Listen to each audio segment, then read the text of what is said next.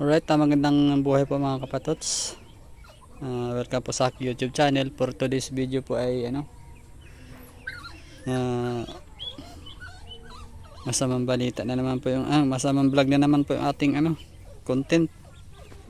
Dahil yung alaga po natin mga pato ay may sakit na naman. So ayan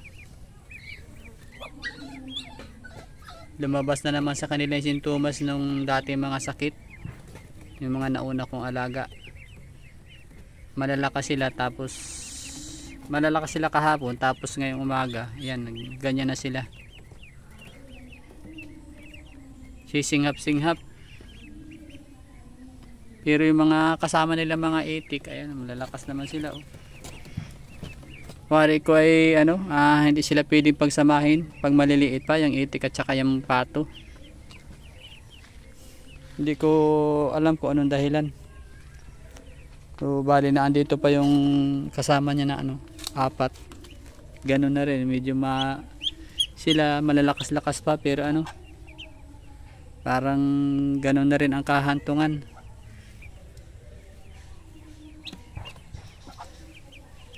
Pinainom ko sila ng gamot. Ewan ko kung sila ka-recover. Yung gamot na pinainom ko ay niluwa, yung iba ay niluwa din. Kapipisik nila ay na lumabas din yung gamot na ininom. Ayan, nagkukuhan sila, nagtumutungo-tungo. So yun lang po, update lang po na naman tayo sa buhay pag-aalaga ng ating pato at itik. Wala tayo may content, wala naman akong content kahapon. So yun lang po. Mahirap po mag-alaga ng ganito din pala. Nung unang subo ko ay nakapagparami ako. Pero ngayon ay parang hindi ko alam kung naandito pa bagay yung virus o yung sakit, dahil yung pinaglagyan ko ng kulungan na yan yung pinaglagyan ko rin ng mga may sakit ko noon kala ko wala na dahil isang buwan ng mahigit.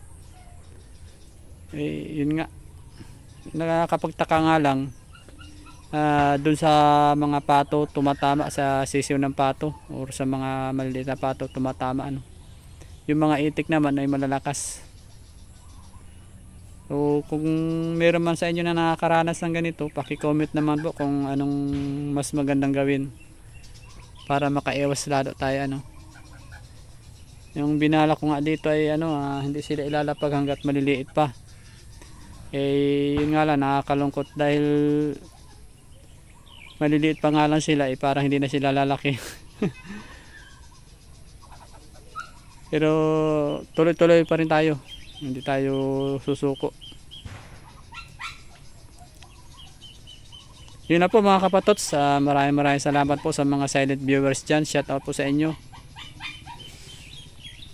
Ingat po kayo palagi, bye bye.